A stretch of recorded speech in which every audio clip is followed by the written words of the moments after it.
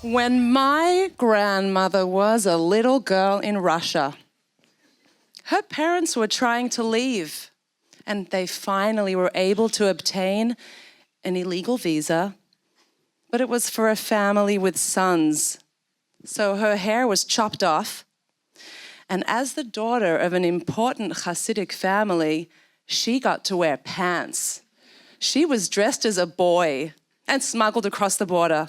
My other grandmother, she wasn't allowed to cut her hair until she was a grown woman, and she was a talented singer and received a scholarship to sing at La Scala in Milan.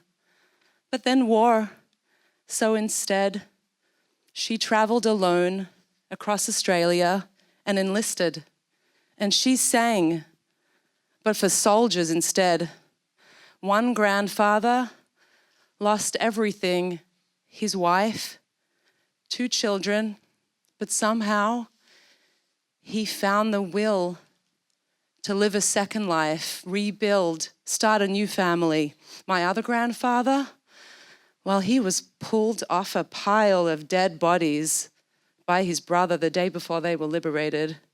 He was 5 feet tall, had a fabulous and giant nose, a heavy accent, and yet he became one of Australia's most successful businessmen. Oh, I come from struggle, pain, and sacrifice. But these are not my stories. When my father was born, his parents celebrated his bris by opening a can of sardines. By the time it was his bar mitzvah, they were sipping strawberry daiquiris and wearing fur coats. My parents had 7 children in 10 years. After the Holocaust, they wanted to single-handedly rebuild the Jewish nation. And me? I was a healthy, strong, and strong-minded girl. I had fun. I had friends. I had lamb chops for dinner. We had a summer house, ski trips. I was on the swim team. Violin lessons, evenings at the symphony. Oh, I had opportunity. But from a young age, I felt stifled. I was always getting into trouble at home, at school. When I turned 7, I was thrown out of my own birthday party. I was too wild. And I wasn't good at school. I couldn't sit still. I couldn't focus. I was the class clown. I was kept down a grade. I had night terrors that looked like scenes from The Exorcist. I wet my bed for years. I was from a large, fun family, but a lot of the time I felt alone. My mother worried about me. She took me to an allergist, a chiropractor, a naturopath, this diet, that specialist. My siblings and I, well, we were fiercely competitive. My father was a bit controlling. I was living in a religious world with a lot of rules, and I hated wearing skirts. I just wanted to run around like a normal kid. I climbed fences in skirts. I ripped up my knees and I ruined many pretty pairs of white tights. And I wasn't allowed to talk to boys, but that's all I wanted to do. And the restrictions on what I could eat and couldn't eat, I wanted to try it all. Later, when I heard about the Amish year of exploration, I was jealous. Jealous of the Amish. I felt like I had no choice but to be rebellious about everything. I felt stifled, but I didn't know why. It wasn't just one thing. I guess it was mostly about freedom. I felt like I wasn't trusted to make my own decisions, make my own mistakes. Life was hard for me. Boo-hoo. In my teenage years, though, my struggle became more real. I was not getting along with my parents. I was suspended from school multiple times, But my grandmother's family founded the school and my grandfather's name was on the building. I knew I'd never get expelled. But whether I deserved it or not, I felt misunderstood. I felt alone. And I ran away from home. I left my big house where I felt stifled. And I went to the first place that I knew I would be welcome without question. It was a small house, a cozy house, my friends.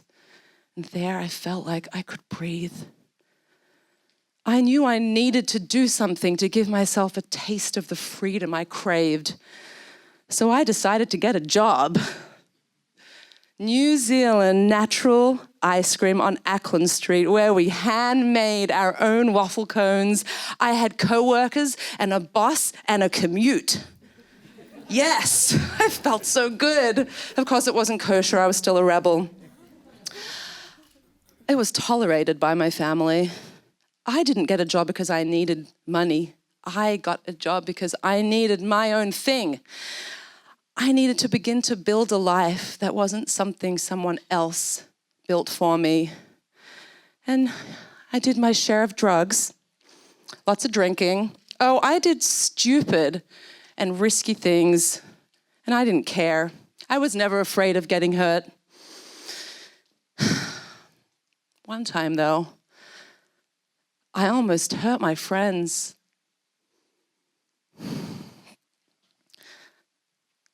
We got high.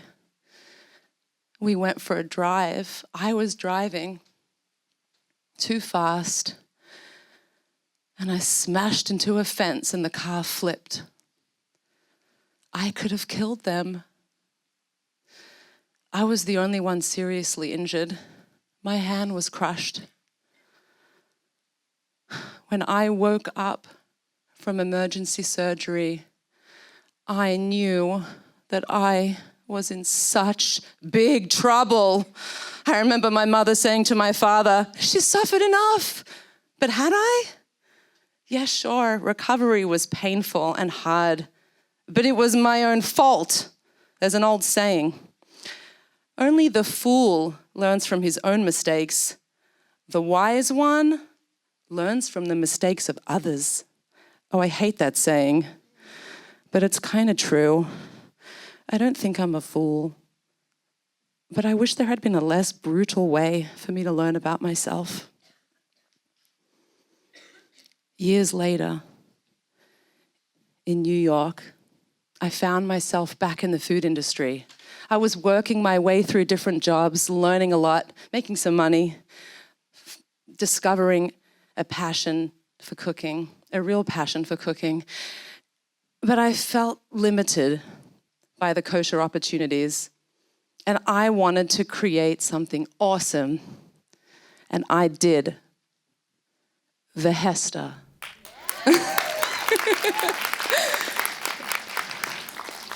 It was a speakeasy style supper club with live music, and I booked all the bands, I did all the marketing, and every single event I created new menus based on the beautiful veggies that were in season. And I found people that believed in my vision, and together we created an incredible experience. I had a lot of interest, a lot of press. Every event was booked out in advance. That eventually led to opening my first bricks and mortar restaurant, Mason and Mug. Thank you. The New York Daily News called it the coolest kosher restaurant. I felt like I was fulfilling a dream. Also, I was working my ass off. I remember the day before we opened, we were up all night getting ready. I came home at dawn. The house was quiet. I drew myself a hot bath. And as I lay soaking in the tub, I knew that the craziness of the morning would soon begin. I'd be driving my kids to school. It felt great. There is no drug in the world that can get you high like the high you get from working to achieve a dream.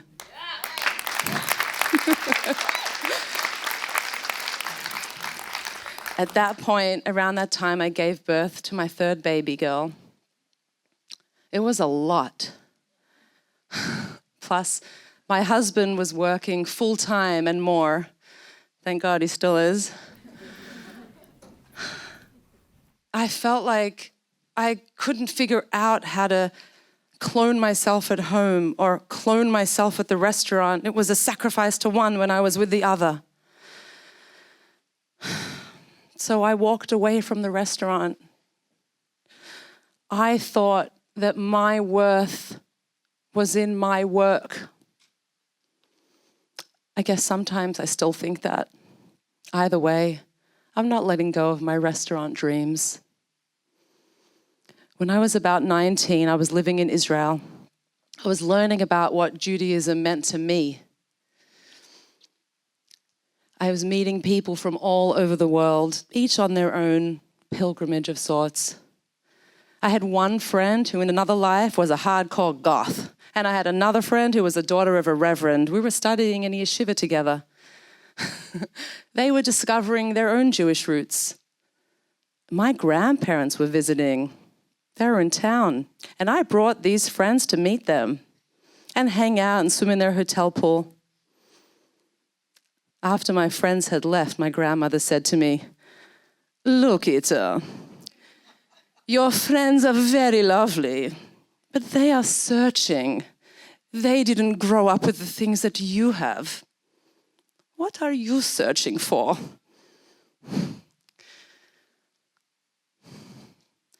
We all need the opportunity to search for value.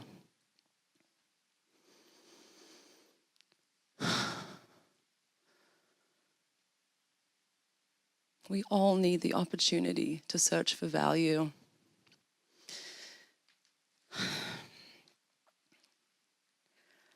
I realized that value is not something that you can just find, like a pot of gold. It is not something someone else can give you with a ring. It is not something that a tiny baby can give you as you hold her to your chest as she cries her first breath. It is not a business. It is a decision you make to believe that you are worth it. I found my worth through production, through creation, anything that I built myself or with another, a marriage that I work on every single day, raising children, and yes, a business. If my children were old enough to be here tonight, I would tell them, I want to give you everything I had, plus the things I didn't have, and the one thing I cannot give you is self-worth. You are worth your ancestors' blood, sweat, and tears, and so am I. And I will tell you stories of your heroic grandparents, your maverick grandmother, and your whistling grandfather. I will tell you the things they risked for us. But that was their struggle and their worth. You need to create your own life. And this is not just a story about me and my family. This is a universal story. You find your worth when you earn it. Be productive. Build something good. Join a cause. Care. Realize the possibilities of your life. I've taken some time off work. My baby's 2, and next year she'll be in school, and I've been thinking and dreaming again of restaurants. I've been doing some public speaking, and to be honest, a little stand-up comedy on the side. And I know whatever I do, it will come with a struggle. And I will struggle because that is how I will grow. That is what I am worth. Thank you.